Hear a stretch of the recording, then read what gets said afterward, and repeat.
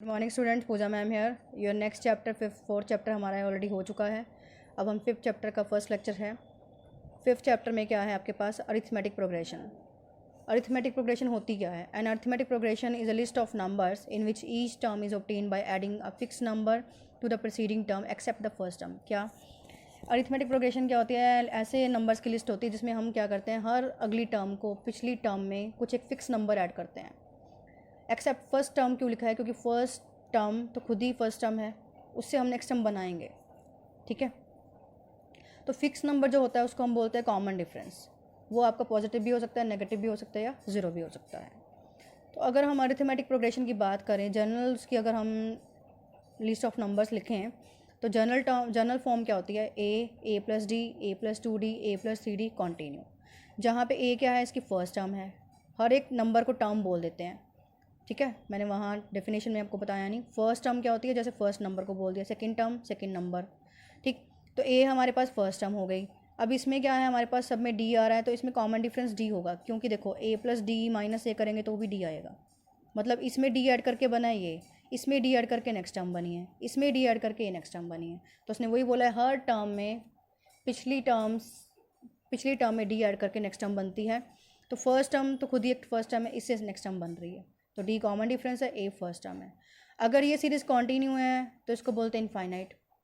ठीक है, अगर ये आपका जो मैंने लिस्ट लिखा है, अगर ये कॉन्टीन्यू है तो उसको बोलते हैं इनफाइनाइट। और अगर ये कॉन्टीन्यू नहीं है, मतलब मैंने कहीं पे इसका एंड कर दिया, तो हम उसको बोलते हैं फाइनाइट ए पी। अब ये तो था इंट्रोडक्शन। एक्सरसाइज में एक फर्स्ट क्वेश्चन ये है कि अरिथमेटिक प्रोग्रेशन, आपको एक स्टेटमेंट दे दी गई है कि अरिथमेटिक प्रोग्रेशन बन रही है कि नहीं बन रही। ठीक है, जैसे फर्स्ट क्वेश्चन मैंने डिस्कस किया है, the taxi fare after each kilometre when the fair is ₹15 for the first kilometre and the ₹8 for each additional kilometre. क्या कि टैक्सी फेयर है, हर एक किलोमीटर के बाद फर्स्ट किलोमीटर पे फिक्स है ₹15, उसके बाद हर एडिशनल किलोमीटर के लिए आपके ₹8 लग रहे हैं। तो आपने इसका लिस्ट बना देना है नंबर्स का। उसके बाद आपने देखना है कि अरिथमेटिक है कि नहीं है। फर्स्ट किलोमीटर के लिए ₹15 फिक्स है, फिर उसने क्या किया, हर एक नेक्स्ट किलोमीटर के लिए ₹8 एडिशनल चार्जेस हैं। तो अगले किलोमीटर पे ₹23 हो जाएगा, 15 + 8। ऐसे नेक्स्ट पे कितना हो जाएगा? 23 + 8 31। क्यों? क्योंकि 15 फर्स्ट के लिए, नेक्स्ट टर्म में क्या हुआ, पिछली में 8 ऐड कर दिया मैंने, क्योंकि इसने बोला हर एडिशनल किलोमीटर के लिए आपका क्या होएगा, 8 पर एडिशनल किलोमीटर के लिए इंक्रीज़ होता रहेगा। सो फर्स्ट टर्म होगी 15, सेकेंड टर्म होगी 23, थर्ड टर्म होगी 31। साफ ही क्लियर है कि एडिशनल किलोमीटर के लिए ₹8 है, तो डी हो गया आपका 8, फर्स्ट टर्म होगी 15, कॉमन डिफरेंस सेम हो गया, तो ये आपका अरिथमेटिक प्रोग्रेशन बना रहा है। नेक्स्ट क्वेश्चन है आपका, इसके मैंने बाकी पार्ट डिस्कस नहीं किया, आप खुद करेंगे। Next question, right the first 4 terms of the A P when A and D R given. आपको फर्स्ट 4 टर्म्स लिखनी है, ए और डी ऑलरेडी गिवन है, मतलब अरिथमेटिक प्रोग्रेशन गिवन है आपको। ठीक है, हम टर्म्स को A1 A2 से भी डिनोट कर सकते हैं, ए से फर्स्ट टर्म होती है, या A1 से भी फर्स्ट टर्म बोल सकते हैं। दोबारा बोल रही हूँ, A1 फर्स्ट टर्म है, ए भी फर्स्ट टर्म है, टी से भी डिनोट कर सकते हैं। तीनों ही फॉर्म को रिप्रेजेंट करने का मेथड है। ठीक है, ए आपका फिक्स है, A1 और T1, A2 T2 ये सब टर्म्स हैं। T1 और A1 ए को ही बोलते हैं। अब जैसे A10 है, D10 है, तो T1 मैंने लिख दिया टर्म 1 10। T2 कैसे लिखेंगे? T1 में D ऐड कर देंगे हम लोग, 10 + 10 20। T3 कैसे लिखेंगे? T2 में D ऐड कर देंगे, T2 कितना है 20, 20 + 10 30। T4 कैसे निकालेंगे? T3 में D ऐड कर देंगे, 30 + 10 40। तो ये टर्म्स होगी 10 20 30 40। ठीक है, नेक्स्ट है A = -1, D = ½ है। तो टर्म फर्स्ट होगी आपके पास -1। टर्म 2 कैसे निकालते हैं? टर्म 1 में डी ऐड करते हैं। टर्म 1 मैंने आपको पहले बोला, A1 से भी डिनोट कर सकते हैं, T1 से भी डिनोट कर सकते हैं, ए से भी डिनोट कर सकते हैं। तो -1 + ½ एलसीएम लेंगे 2, तो -2 + 1 यानी कि -½ हो गया। T3 कैसे निकालेंगे? T2 में डी ऐड करेंगे। ठीक है, T2 कितना है? -½ डी कितना है हमारे पास? ½ -½ + ½ 0। T4 कैसे निकालेंगे? T3 में डी ऐड करेंगे। T3 कितना है? 0, डी कितना है? ½ 0 + ½ तो ये 4 टर्म्स हो गई। नेक्स्ट है, for the following A P right the first term and the common difference. आपने नेक्स्ट में क्या है, ए पी आपको गिवन है और आपने क्या करना है, कॉमन डिफरेंस निकालना है और फर्स्ट टर्म लिखनी है। सीरीज़ क्या है? -1 -5 -1 3 7 गोइंग ऑन। ए क्या हो गया आपका? -5। डी कैसे निकालेंगे? सेकेंड टर्म में से फर्स्ट टर्म को माइनस करके। याद रखना, टर्म निकालनी है तो अपन डी ऐड करते हैं, अगर डी निकालना है तो अपन टर्म्स को माइनस करते हैं, हर अगली टर्म में से पिछली टर्म माइनस करके डी निकल सकता है अगर हमारे पास ए पी गिवन है। अब हमें डी फाइंड करना है, मैंने क्या किया है, T2 माइनस T1 किया है। T2 कितना है मेरा -1, माइनस T1 कितना है -5, माइनस माइनस प्लस, तो -5 + 5 4 हो गया, तो कॉमन डिफरेंस 4 हो गया। ठीक है, नेक्स्ट है 1/3, 5/3, 9/3 गोइंग ऑन, ये आपकी टर्म्स हैं। ए है 1/3, डी कैसे निकालना है मैंने आपको पिछले क्वेश्चन में बताया है। सेकेंड टर्म में से फर्स्ट टर्म माइनस कर दीजिए। सेकेंड टर्म क्या है 5/3, फर्स्ट टर्म क्या है -1/3, तो कितना हो गया 4/3, तो डी हो गया हमारे पास 4/3।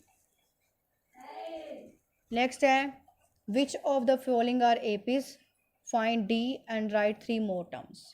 नेक्स्ट क्वेश्चन में आपको क्या हुआ बताया है कि कौन कौन एपी है, अगर कौन से एक्सप्रेशन एपी बनते हैं, अगर बनते हैं जो बन रहे हैं उनका डी बताइए और 3 मोर टर्म्स और फाइंड कीजिए। पहले अब हमें चेक करना है एपी बनता है कि नहीं बनता। क्या है आपके पास -10, -6, -2, 2 गोइंग ऑन। अब हमें इसे चेक करना है डी सेम है कि नहीं एपी के लिए। ए तो लिख लिया -10, D1 मतलब मैं पहले डी चेक कर रही हूँ सेम आ रहा है कि नहीं। D1 का मतलब मैं इसमें से इसको माइनस कर दूँगी, -6 -10 यानी -6 + 10 4। D2 थर्ड टर्म में से सेकेंड टर्म माइनस कर दूँगी, -2 -6 यानी कि -2 + 6 = 4। दो के लिए चेक कर लिया बहुत है, D1 और D2 सेम आ गए, तो फिर आप लिखोगे common difference is same, so it is AP। तो कॉमन डिफरेंस क्या हुआ, D हुआ, D आ गया हमारे पास 4। ठीक है, अब हमें इसकी 4 टर्म्स और लिखनी है, 3 मोर टर्म्स और लिखनी है।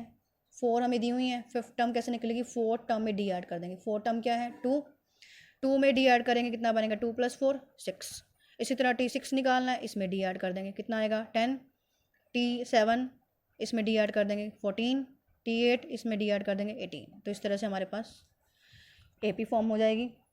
नेक्स्ट क्वेश्चन है 3 + √2, 3 + 2 √2 गोइंग ऑन। इसको भी हमें पहले चेक करना है कि D सेम है कि नहीं है। A3 है हमारे पास, D1 निकालेंगे, इसमें से इसको माइनस करेंगे। सेकेंड टर्म में से फर्स्ट टर्म माइनस की, √2 आ गया D1। फिर D2 के लिए हम क्या करेंगे, थर्ड टर्म में से सेकेंड टर्म माइनस करेंगे। थर्ड टर्म क्या है 3 + 2 √2, सेकेंड टर्म है -3 -√2, क्योंकि देखो जब हम माइनस करते हैं साइन चेंज हो जाते हैं। एक्चुअल में तो हमारे पास ये था, तो मैंने क्या किया माइनस किया साइन चेंज कर दिए। 3 से 3 कट हो गया, 2 √2 -√2 कितना हो गया √2। क्यों, क्योंकि 2 में से 1 गए 1 और √2 सेम ही रहेगा, तो common difference D1 D2 same आ गया। तो आप बोलेंगे D1 और D2 सेम है, तो D हो गया हमारे पास √2। अब T5 कैसे निकालेंगे, T4 में D ऐड कर देंगे। अब T4 क्या था हमारे पास 3 + 3 √2, यहाँ लिखा नहीं मैंने, 3 + 3 √2 था। 3 + 3 √2 में D ऐड करेंगे तो आ जाएगा 3 + 4 √2। फिर T6 निकालेंगे, फिर इसमें D ऐड करेंगे T + 5 √2, 3 + 5 √2। फिर T7 निकालने के लिए T6 में D ऐड करेंगे 3 + 6 √2 आ जाएगा। फिर T8 निकालने के लिए इसमें D ऐड करेंगे 3 + 7 √2। इस तरह से बस आपका √2 वाली टर्म्स बढ़ती रहेंगी, 3 वैसे का वैसे ही रहेगा, क्योंकि हमें पता है रूट वाले नंबर से कैलकुलेशन होती है इसलिए। नेक्स्ट है आपका √3 √6 √9 √12 गोइंग ऑन। अब इसमें A हो गया √3, D1 फाइंड करेंगे तो √6 - √3 आएगा। अभी देखो यहाँ पे √6 है, यहाँ पे √3 है, तो दोनों नंबर डिफरेंट हैं, तो इनका कैलकुलेशन नहीं हो सकता। अगर आप करेंगे भी तो कैलकुलेशन हदो हद इतना हो सकता है आपके पास, √3 कॉमन, √2 - 1, √6 को लिख सकते हैं √3 × √2, ये एज इट इज़ रहेगा, तो कोई फ़र्क ही नहीं पड़ना। ऐसे ही इसमें भी कोई फ़र्क नहीं पड़ना, क्योंकि 3 - √6, तो D1 और D2 कोई फ़र्क नहीं पड़ रहा। D1 निकालने के लिए इसमें से इसको माइनस किया, D2 निकालने के लिए इसमें से इसको माइनस किया, तो दोनों डिफरेंट है, तो ये कॉमन डिफरेंस सेम नहीं है, नॉट AP। नेक्स्ट है 1 square 3 square 5 square 7 square going on. 1 का स्क्वायर 1, 3 का स्क्वायर 9, 5 का स्क्वायर 25, 7 का स्क्वायर 49। A हो गया 1, D1 निकाला 9 - 1 8, D2 निकाला 25 - 9 16।